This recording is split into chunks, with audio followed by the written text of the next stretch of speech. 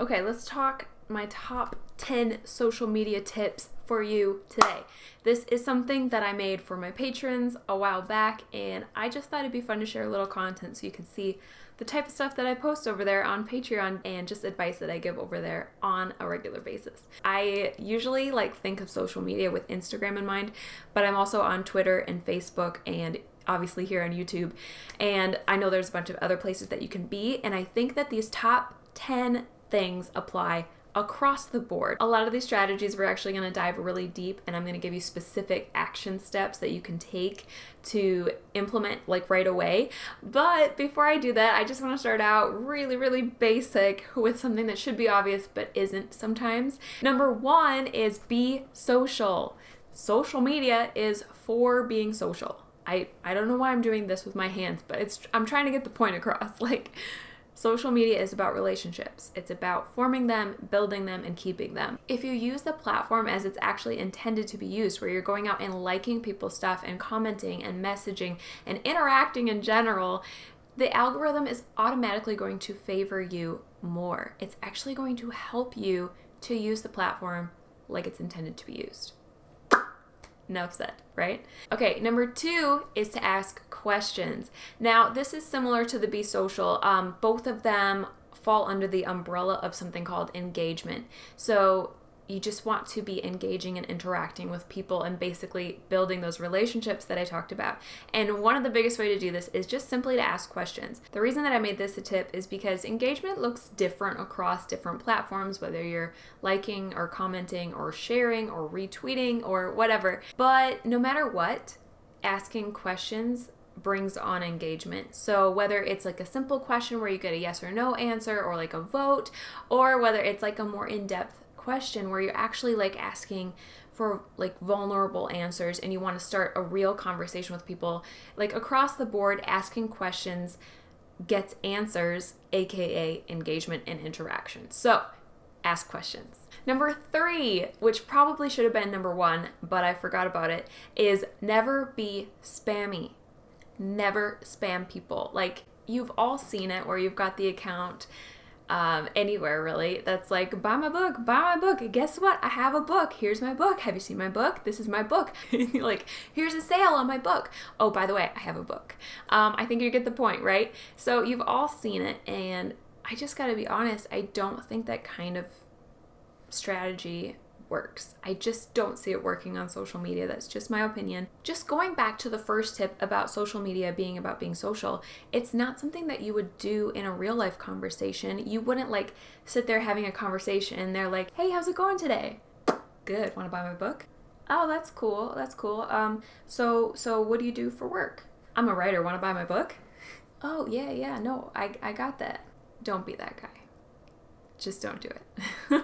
Number four is use the platform correctly. And I'm going deeper than just you should be social on social media. I mean more specifically, each platform has a different purpose. So for example, on Instagram, people are coming there for beautiful photos. So you should be focusing on your photo quality if you're going to be on Instagram.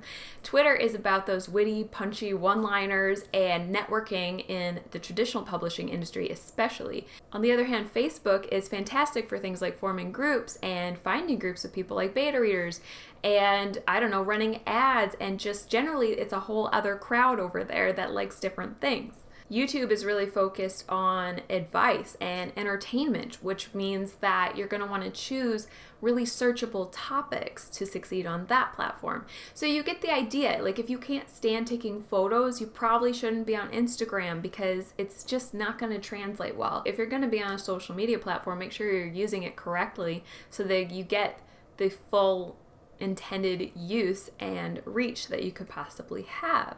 And then number five is actually to use the correct platform. You see what I did there? I mixed it up.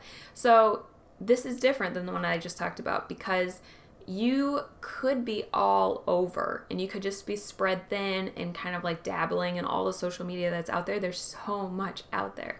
And you could try to do it all, but that usually doesn't help you grow. It doesn't usually give you a presence in any particular place. And if you're going to really truly form an audience for your books, then you want to have a presence somewhere specific where your readers are.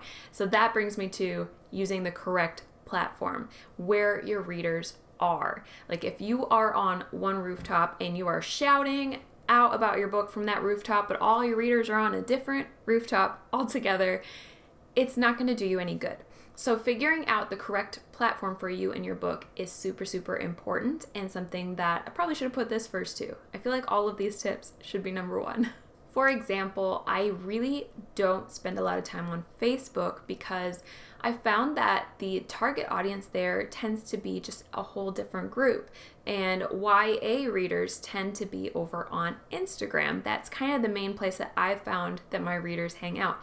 So I'm not going to spend a ton of time on Pinterest, for example, when that tends to be someplace that they don't even look there for book recommendations. So why would I bother when I can develop an Instagram presence instead and pour all my energy and time into that and actually making that good and reaching my readers a lot better? Does that make sense? Find out where your target reader hangs out online and then show up there. Choose the correct platform. I hope that makes sense. Number 6 is be consistent. This is one that I don't see talked about as often when you look up social media strategies and things like that.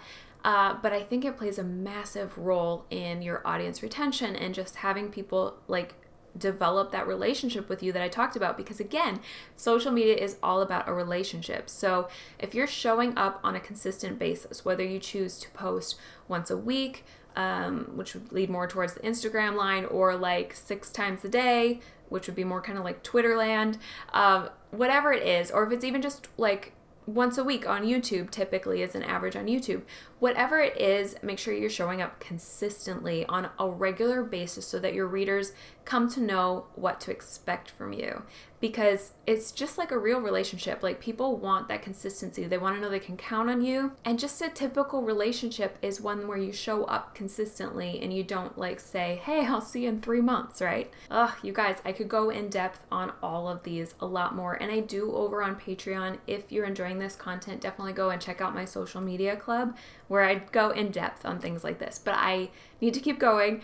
I still have a few more. Let's move on to number 7, which is find your niche. And this is so commonly said, but people don't totally know what it means. So I like to call it find your focus or find your categories. So this just helps my brain kind of wrap around what a niche is better. The idea behind a niche or a focus or just creating a bunch of categories that you post in specifically is just basically you're giving your audience a sense of what you're about and what they can get when they follow you. And then it's also honoring a promise. So if they're following you for one particular type of content and then you never offer it again, it feels like a promise has been made and then you didn't follow through on it. But if you are consistently posting and that type of content is consistently showing up in their feed, they feel like you're honoring a promise. I don't know if that makes sense. Again, let me know in the comments if I'm explaining this well or if you need more information. But just to use a real life example, let's say on Instagram I post something about my outlines, and so I automatically am connecting with other writers who want to know about outlining, right? But then I go on to post a picture of my bedroom and a restaurant and my mom and my grandma and whatever, and there's no writerly content. The people who came to follow me for that are going to get frustrated and they're probably going to unfollow because you're not delivering on the promise of the type of content that you first drew them in on. It's that time of day. Come this way. Okay, I didn't even realize the sun was totally ruining that. Sorry guys, where were we? When you think of having a niche or a focus, my favorite way to think of it is to create a certain number of categories. The number doesn't matter so much as you're just listing them out and you're kind of clarifying for yourself what you're about. So for example, on Instagram, I have, I'm going to say roughly 10 categories without looking and remembering what I wrote down a long time ago. Some of those categories might be, again, outlining, but also drafting, editing. My books is a category, talking about my books, but also my current work in progress is a category. Also maybe Penny would probably count as a category all her own, or like writer buddies, because I kind of try to tie it into my other categories. Notebooks, my computer, just writing in general, like these kind of things are categories. And so you list out like what you want your account to be about. What is your focus? What is your niche? And the reason I like to call them categories instead of a niche is because a niche or a focus feels like one thing. And it's like, oh, this is all I can post on. Whereas categories is more like a rotation of things.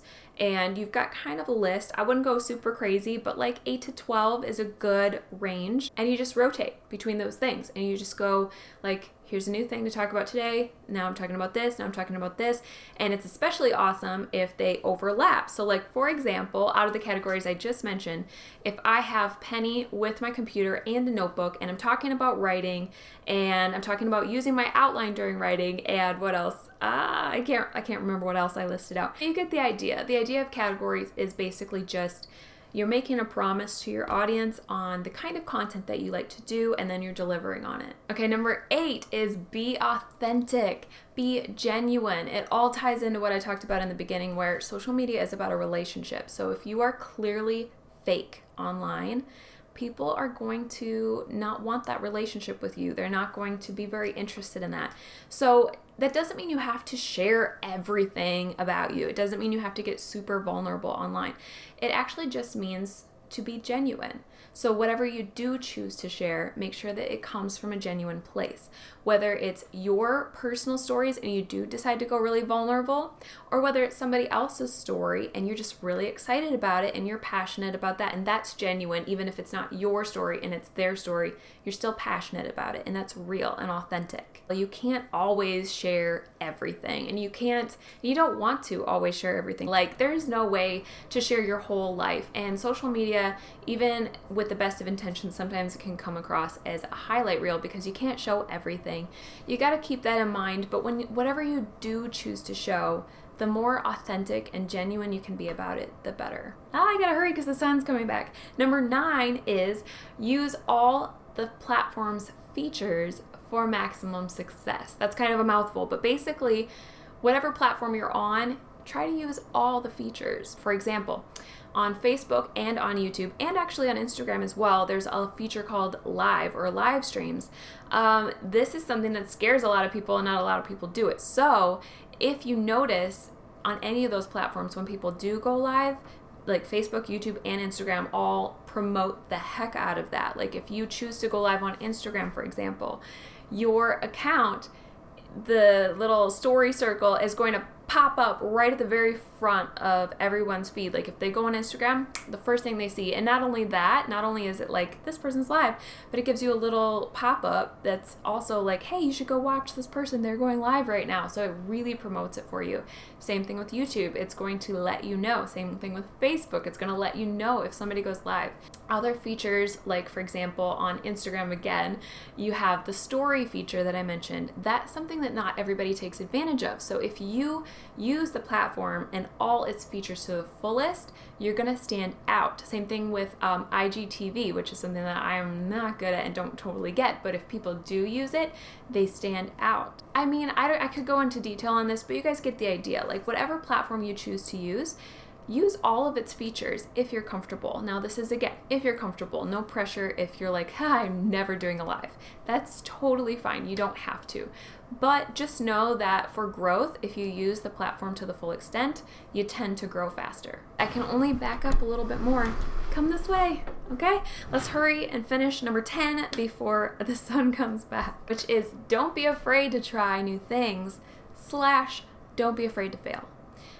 Again, I feel like this should be number 1, but honestly, you guys, you have to try things to know what's going to work for you. Everybody's different on social media, so what one person says works may not work for you. There's no shame in that. It's just like you have to figure out your personal social media strategy, your personal likes and dislikes, and the way that you come across most genuine and form relationships in the best way for you. And so the only way to do that is by doing it. Same thing with writing, actually. This is great advice for anything. If you really want something, if you really want to grow on social media, if you really want to write a book, whatever, the only way to truly do it is just start. Don't be afraid to fail, just start. And I do have a video on failure. I might link it below in the comments for you guys because it's something that holds a lot of us back. But the thing is, just ask yourself the question, what's the worst that can happen? If you post a picture on Instagram, again, my favorite platform. If you post a picture on Instagram and it doesn't get a lot of likes, who cares? Just post another one. The best way to learn what works for you is through trial and error. And so seriously, if you want to grow, stop holding yourself back, stop being a perfectionist, and just try things. And I apologize for coming across really strong on that, but that's how I feel. I really just encourage you guys to try things. Those are my top 10 tips on social media. If you're interested, I could go into specifically how to grow on Instagram, like Instagram for authors, because that's my platform of choice. That's where I love to hang out online. And I don't know, I just really enjoy it. So if you're interested in that, go ahead and check out all my social media info below and let me know in the comments what you'd like. As usual, guys, if you like this video, give it a thumbs up to support my channel, and definitely make sure you subscribe if you aren't already, and ring the notification bell to get notified every time a new video comes out. I will talk to you guys again very soon. Bye!